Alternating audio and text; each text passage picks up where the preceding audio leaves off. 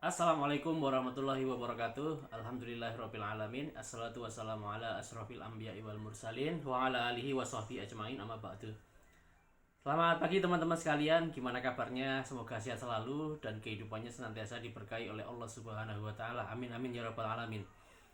Pada kesempatan pagi hari yang cerah ini, saya akan berbagi tentang 20 buku yang teman-teman perlu untuk baca untuk sampai kemudian teman-teman bisa memperoleh kenyamanan dalam mengelola keuangan. Dan buku ini 20 buku ini teman-teman jujur aja sangat menginspirasi bagi saya pribadi, dan mudah-mudahan ini juga menjadi pembuka jalan bagi teman-teman untuk bisa lebih cerdas mengelola uang, sehingga IQ keuangan teman-teman bisa lebih baik daripada hari-hari yang sebelumnya. Oke, kita langsung aja. Apa saja 20 buku yang saya rekomendasikan untuk teman-teman baca? Dan tenang saja teman-teman, buku ini bisa teman-teman cari di Gramedia atau di toko buku atau di marketplace, dan sudah banyak beredar dan semuanya berbahasa Indonesia ya. Jadi sebagaimana saya juga gak terlalu paham lah ya tentang bahasa Inggris dan bahasa-bahasa yang lain, paling paham bahasa Jawa sama bahasa Indonesia, dan alhamdulillah 20 buku ini sudah ada terjemahannya di dalam bahasa Indonesia. Oke, langsung saja tidak tunggu waktu lama. Yang pertama teman-teman, ini adalah buku Rich Dad Poor Dad, tulisan dari Robert T. Kiyosaki, dan di antara 20 buku ini memang hampir 80% itu adalah buku-buku yang ditulis oleh Robert T. Kiyosaki. Yang pertama adalah buku Rich Dad Poor Dad. Teman-teman bisa baca buku ini. Buku ini memberikan wawasan pembuka awal untuk mengenal apa itu aset, apa itu liabilitas, apa itu laporan keuangan, ada income, ada spending, kemudian apa itu neraca, ada aset, ada liabilitas. Dan membaca buku ini teman-teman akan merubah banyak hal tentang bagaimana cara mengelola uang dan bagaimana teman-teman bisa berfokus pada sesuatu yang bisa menghasilkan income. Buku yang pertama, Rich Dad Poor Dad. Kemudian yang kedua teman-teman, itu adalah buku Cash Flow Quadrant, tulisan Robert T. Kiyosaki. Sudah sangat terkenal tulisan ini, skema ini tentang kuadran kiri dan kuadran kanan. Kuadran kiri itu ada employee, ada self employee, kemudian B itu ada bisnis, kuadran kanan ada bisnis dan investor. Bagi teman-teman yang masih bekerja sebagai seorang karyawan, tidak masalah, teman-teman bisa belajar tentang bagaimana bisa masuk ke kuadran kanan, bagaimana bisa mengolah bisnis, mulai dari bisnis paruh waktu, side hustle, kemudian pelan-pelan belajar menjadi seorang investor. Dijelaskan dengan sangat lengkap, gamblang, dan apik sekali.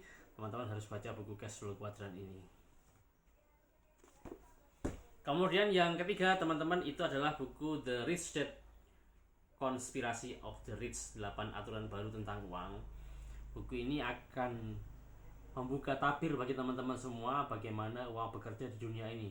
Bagaimana negara adidaya seperti Amerika Serikat itu dalam mengendalikan uang yang ada di dunia, bagaimana peran The Fed, dan bagaimana orang kaya itu membuat, kenapa sih sekolah kok tidak mengajarkan kita tentang uang. Nah, ini di sini disampaikan bagus. Dan kemudian bagaimana kita memainkan sebuah game permainan uang agar kita bisa mapan secara keuangan. Gamenya dimainkan dengan bagus di sini. Nama gamenya adalah cash flow atau arus kas. Baca ya teman-teman. Kemudian buku yang keempat itu adalah Who Took My Money, bagaimana menjadi investor hebat. Nah, tentu saja kalau ini buku ini harus teman-teman baca ketika sudah memilih menjadi seorang investor. Ya, teman-teman perlu baca sehingga memberikan wawasan baru tentang bagaimana sih cara kita agar menjadi seorang investor yang hebat. Apa sih bedanya berinvestasi pada capital gain dengan berinvestasi pada arus kas atau cash flow. Nah, ini List Building Black Book, tulisan Koh Denny Santoso. Buku ini memberikan kesan tersendiri bagi saya karena memang income saya itu banyak saya dapatkan dari jualan online.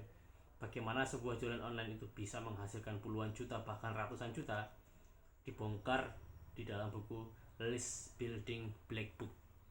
Ilmunya di sini mahal banget, tapi bukunya murah.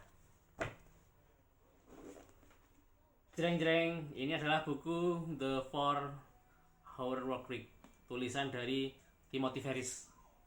Tinggalkan pekerjaan 9 to 5, hiduplah di mana saja. Jadi buku tebal ini teman-teman akan mengajarkan kepada kita bagaimana dalam 1 bulan kita hanya bisa mengalokasikan waktu 4 jam untuk menyelesaikan pekerjaan-pekerjaan kita, tetap dengan income yang tinggi.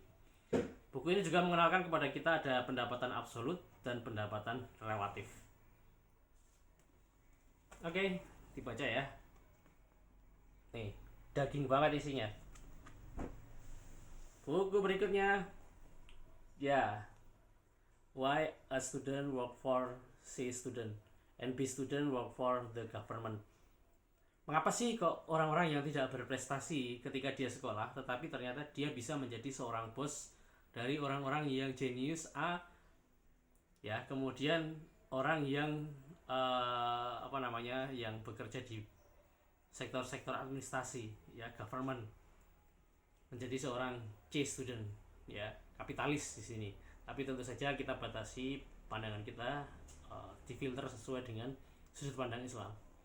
Lumayan tebal, tapi filosofis bisa menjelaskan bagaimana seorang yang ketika dia sekolah nilainya tidak terlalu baik, bahkan mungkin buruk, tapi dia bisa menjadi seorang bos bagi orang-orang jenius. Yang berikutnya, Rich Dad Increase Your Financial IQ. Nah, ini dengan sistematis membuka wawasan kita dari mulai kita menghasilkan uang, mengelola uang, menganggarkan uang, memproteksi uang, sampai kemudian melipat gandakan uang. Ini ya, baca ini untuk meningkatkan IQ keuangan teman-teman semua. Kemudian ada Unfair Advantage, kekuatan pendidikan finansial. Tebel, lumayan. Nah, ini lebih tebal lagi. Ini salah satu favorit saya, Rich Dad Guide to Investing. Model investasi orang kaya yang tidak dilakukan orang miskin dan kelas menengah. Apakah ada gambarnya? Sedikit, banyakkan tulisan semua, tapi menarik untuk teman-teman baca. Kemudian bagi teman-teman yang ingin pensiun dini, mempensiunkan diri, tidak terikat jam kerja, ada buku Retire Young, Retire Rich, cara cepat menjadi kaya dan tetap kaya selamanya. Judulnya cara cepat, tetapi sebenarnya penulisnya sendiri untuk bisa kemudian financial freedom, untuk mempensiunkan diri itu mengambil waktu 10 tahun. Apakah 10 tahun cepat atau lambat? Kalau kita tidak mulai sekarang akan lama, tapi kalau kita mulai hari ini, apa yang disampaikan tips-tipsnya di buku ini, 10 tahun itu bukan sesuatu yang lama. Kemudian bagi teman-teman yang sudah punya anak dan ingin mengajari anak-anaknya tentang keuangan, ada Rich Kids Smart Kid. Nah, buku ini teman-teman bisa baca, kemudian praktikkan untuk mendidik keuangan bagi anak-anak kita. Kemudian ada Second Chance, lumayan tebel tapi bagus untuk dibaca. Nah, ini versi S2 nya dari Rich Dad Poor Dad. Jadi kalau teman-teman baca buku Rich Dad Poor Dad yang nomor 1 buku tadi, itu S1 nya. Nah, ketika teman-teman mau melanjutkan studinya, baca buku ini, Why the Rich Are Getting Rich. Apa sebenarnya pendidikan keuangan itu? Bisa dibaca. Kemudian ada buku tulisan Ramit Sethi, I Will Teach You to Be Rich. Nah, ini teman-teman bisa baca ya, lumayan tebal. Kemudian ada tulisan Kebebasan Finansial, tulisan Glenn Sabatil. Wah, tebal-tebal semua bukunya. Ya nggak apa-apa, biar kepala kita isinya juga tebal, dan harapannya dompetnya tebal juga. Kemudian ada tulisan Nick McGuly, Just Keep Buying, terjemahan juga. Nah, bisa baca. Kemudian ada The Almanac of Naval Ravikant. Ini lebih tipis daripada yang sebelum-sebelumnya, dan ini adalah penjelasan dari Twitter yang ditulis oleh Naval Ravikant, ya. Kemudian yang berikutnya The Business School, untuk mereka yang suka menolong orang. Jadi bisnis kita besarkan agar kapasitas menolong kita bisa semakin besar. Kemudian yang kemarin beberapa bulan saya beli terbaru adalah dari penulis Korea Selatan, The Having, Seni Merasa dan Menjadi Kaya. Jadi kayak itu bisa dimulai saat ini juga tanpa nanti, dengan kita mensyukuri apa yang kita miliki, dan itu akan menarik kekayaan, mengattract uang. Dan yang terakhir, teman-teman jangan lupa, bagi seorang muslim harus senantiasa terikat dengan hukum syariat, ya, terikat dengan hukum syariat. Ketika mendapatkan uang itu kelola, kemudian mengeluarkan uang untuk apa saja harus terikat dengan hukum syariat. Saya rekomendasikan tulisan dari Syekh Taqiyuddin An-Nabhani, An-Nidham Iqtisad fil Islam, Sistem Ekonomi Islam. Nah, ini bukunya teman-teman. Di dalamnya akan dijelaskan tentang fikih jual beli bagi teman-teman yang bergerak di bidang properti, bagaimana mengelola tanah. Kemudian teman-teman yang mengelola perusahaan, bagaimana akad ketenaga kerjaan di dalam Islam.